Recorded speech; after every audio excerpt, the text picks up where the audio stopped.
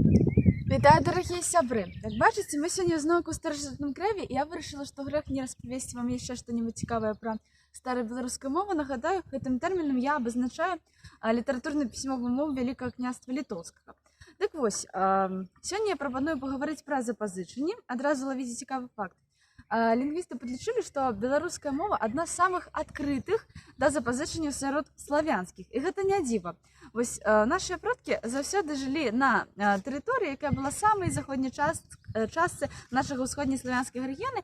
Яны заўсёды былі ўспрымлівыя да словаў з іншых еўрапейскіх моваў.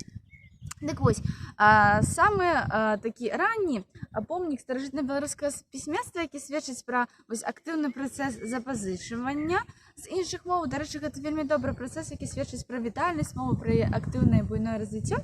Гэта быў тэкст, так званая дагаворная грамата смаленскага князя Мсціслава Давыдавіча з Рыгай і Готскім берагам 1229 года. Гэты тэкст адносіцца да ліку дзяржаўна-юрыдычных дакументаў і утрымлівае дагавор паміж смаленскімі, полацкімі, віцебскімі і нямецкімі гандлярамі, так аб гандлю, так і аб іх стасунках. Дык вось, гэты тэкст ужо выяўляе шмат важных запазычанняў, да прыкладу, слова мыта нямецкага паходжання, якое абазначае пошліна, слова ціун скандынаўскага паходжання, якое абазначае службовую асобу пры князі ці баярыне.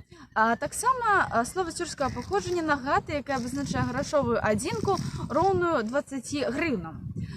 Дык вось, у наступныя стадыі развіцця старай беларускай мовы, гэта 15, 16, 17 стагоддзя, запазычанняў было яшчэ больш, іх дабавілася, і асноўную колькасць складалі гарманізмы, якія траплялі ў нашу мову, ці непасрэдна, калі нашыя продкі кантактавалі з немцамі, ці габрэі прыносілі слова нямецкага паходжання на нашай тэрыторыі, ці праз пасрэдніцтва польскай мовы.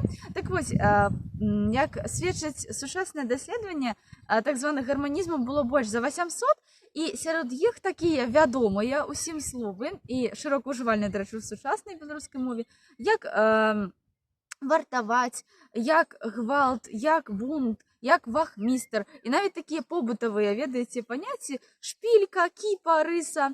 Вось, калі вам цікавыя гэтыя тэмы, вы хацелі б даведацца больш пра гарманізмы у старажытнай беларускай мове і ў сучаснай беларускай мове, калі ласка, пішыце ў каментарах, будзем развіваць гэтую тэму і пабачымся ў наступных відэа.